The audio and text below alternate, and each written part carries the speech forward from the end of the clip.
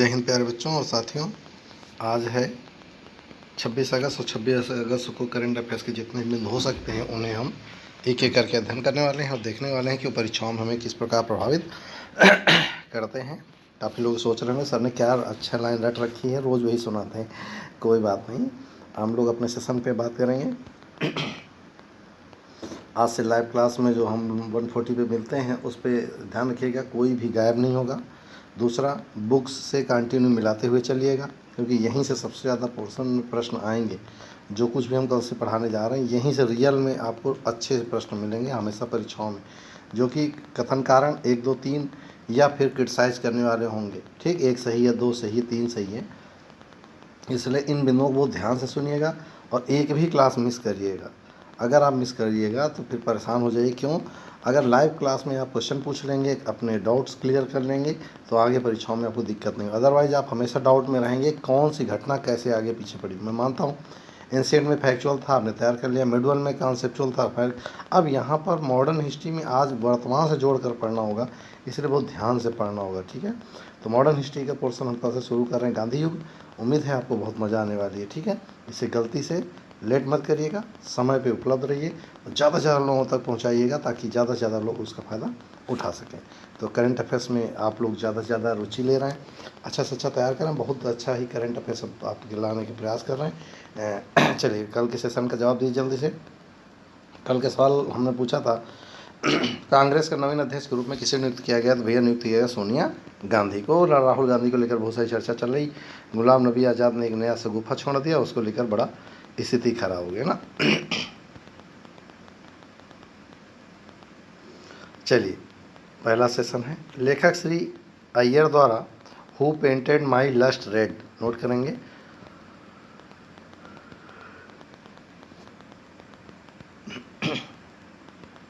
श्री अय्यर की किताब का नाम है who painted my lust red नामक पुस्तक का लेखन किया गया। यह किताब जब बॉलीवुड क्रिकेट से मिलता है तो राजनेताओं से मिलता है पर आधारित है, यानी कि बॉलीवुड और राजनेता एक दूसरे से मैच खा जाते हैं। यह पुस्तक श्री अय्यर की मनी ट्रायोलॉजी श्रृंखला पुस्तक की दूसरी पुस्तक है। पहली पुस्तक who painted my money white, who painted my money white, ये पहली पुस्तक थी। दूसरी है who painted my lust red. ठीक है, अगला है, एक एक लाइन के सवाल आपको बनते चले जाएंगे। चलिए,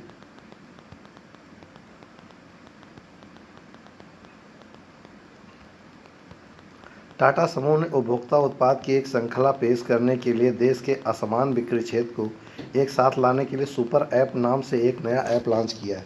यह ऐप रिलायंस इंडस्ट्रीज और अमेजन जैसे वैश्विक दिग्गजों को क्षेत्र में टक्कर देगा। यानी सुपर ऐप लॉन्च किया गया कि इसके टाटा के द्वारा, और इसको रिलायंस इंडस्ट्रीज और अमेजन जैसे वैश्विक दिग्गजों को मिलकर किया गया ना। टाटा समूह के अध्यक्ष हैं नटराजन चंद्रशेखरन। टाटा ग्रुप का मुख्यालय है मुंबई, महाराष्ट्र में।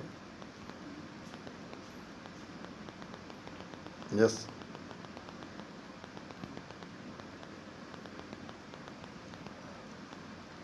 भारत सरकार के नवरत्न एनसीएल इंडिया लिमिटेड ने स्वच्छता ही सेवा कार्यक्रम के कारण में अत्यंत मूल्यवान योगदान देने के लिए पुरस्कार जीता है। NLCIL के CMD राकेश कुमार ने NLCIL के प्रयासों को पूरी नेवेली को प्लास्टिक मुक्त, नेवेली जहाँ पर ये प्लांट लगा है, को प्लास्टिक मुक्त, स्वच्छ और हरे भरे परिसर में बदलने और स्वच्छता ही सेवा 2019 पुरस्कार की घोषणा का प्रयास किया था और उसमें इन्होंने इसको जीता है। इसकी स्थापना हुई थी 1956 में और इसका मुख्यालय नेवेली, चेन्नई, तमिलनाडु में। ठीक है,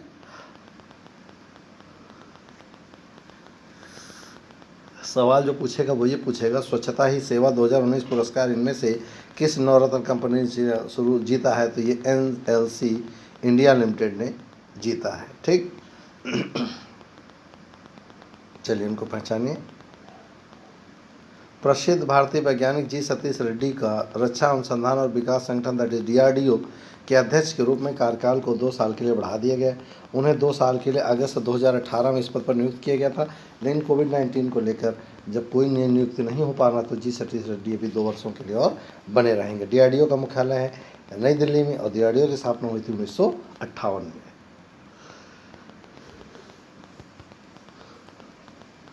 चलिए DRDO का ज़रा टैग लाइन ज़रा बताइए क्या है। यस,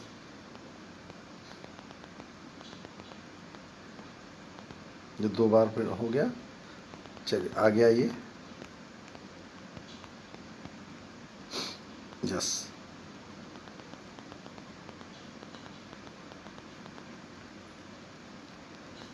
वायुसेना प्रमुख राकेश कुमार सिंह भदौरिया ने भारतीय वायुसेना में शामिल होने के इच्छुक उम्मीदवारों को कैरियर से संबंधित जानकारी और विवरण प्रदान करने के लिए माई एयरफोर्स नामक एक मोबाइल नया एप्लीकेशन लॉन्च किया। नोट करेंगे, माई इंडियन एयरफोर्स नामक एक मोबाइल नया एप्लीकेशन लॉन्च किया है। क्वेश्चन कैसे पूछेगा, माई IAF का संबंध किससे है? तो ध्यान रखिएगा, वायुसेना द्वारा जारी किया गया एक ऐप है जिसका उद्देश्य है नए उम्मीदवारों को कैरियर संबंधी जानकारी उपलब्ध कराना। ठीक। भारतीय वायुसेना की स्थापना हुई थी 8 अक्टूबर 1932 को। भारतीय वायुसेना का मुख्यालय है नई दिल्ली में। ठीक। अगला है यस, रूस के मॉस्को में सचिव रक्षा उत्पादन राजकुमार और भारतीय राजदूत DB वेंकटेश वर्मा द्वारा army 2020 international military and technical forum, note करेंगे, army 2020 international military and technical forum में इंडिया पवेलियन का उद्घाटन किया गया। कहाँ पर? रूस के मॉस्को में, जो कि वहाँ की राजधानी है। ठीक। मॉस्को किस नदी के किनारे है? तो मस्कवा नदी के किनारे है ना। रूस के राष्ट्रपति हैं व्लादिमीर पुतिन। रूस की राजधानी है मॉस्को और रूस की मुद्रा है रूबल। ठीक। चलिए वहाँ की संसद का नाम जल्दी से नीचे लिखिए।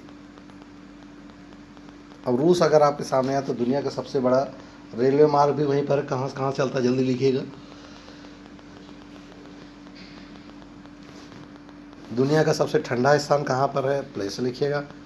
और कौन से जलसंधि से वो यूरोएशिया से USA से जुड़ता है, जल्दी बताइएगा। अगला, जर्मनी की गोल्फर सोफिया पोपोव, नोट करेंगे, सोफिया पोपोव ने स्कॉटलैंड के रॉयल ट्रॉन में 2 स्ट्रोक से थाईलैंड की जैस्मिन सुवानापुरा को हराकर वीमेन ब्रिटिश ओपन 2020 का खिताब अपने नाम किया है। इस खिताब के साथ सोफिया LPGA टूर का प्रमुख खिताब जीतने वाली जर्मनी की पहली महिला गोल्फर बन गई हैं। ठीक। अगला,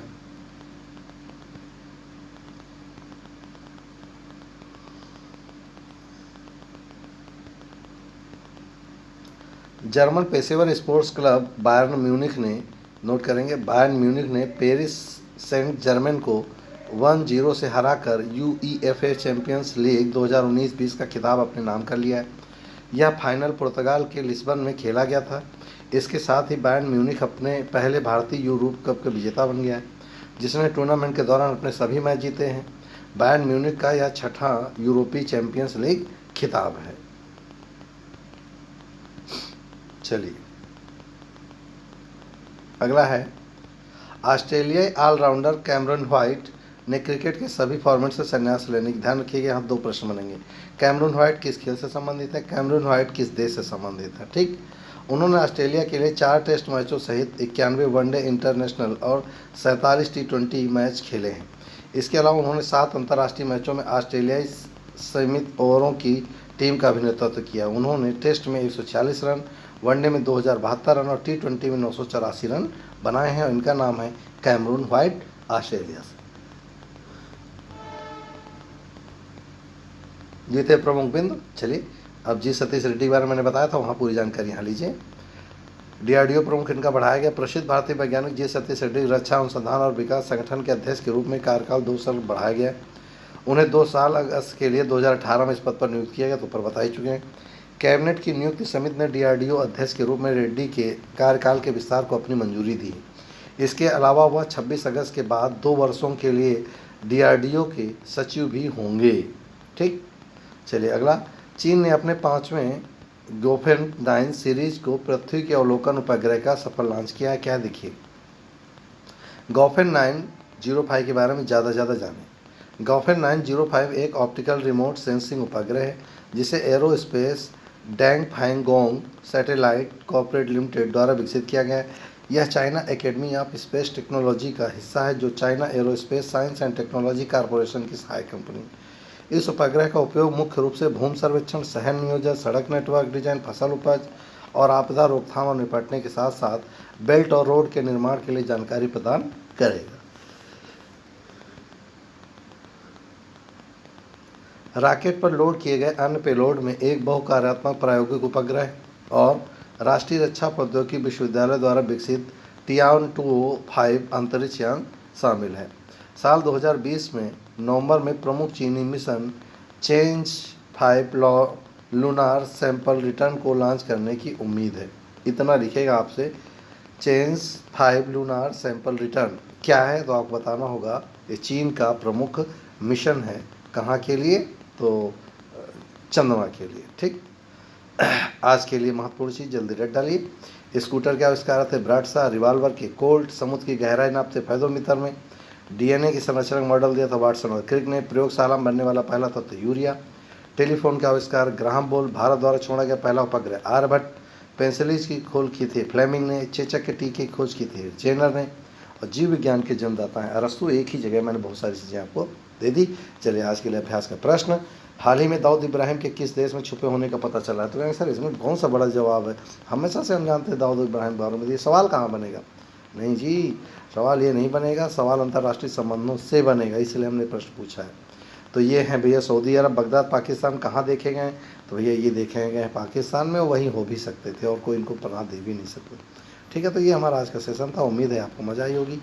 आप इसे नोट कर लीजिएगा, तैयार कर लीजिएगा, और आज की क्लास मिस मत करिएगा, उस पर ज़रूर से ज़रूर उपलब्ध रहिएगा ताकि ज़्यादा से ज़्यादा विनम्रता को हम आप तक पहुंचा सकें। ठीक है, आज फिलहाल इतना ही, मिलते हैं नेक्स्ट वीडियो में नई उम्मीद के साथ, नए जोश के साथ। फिलहाल जय हिंद।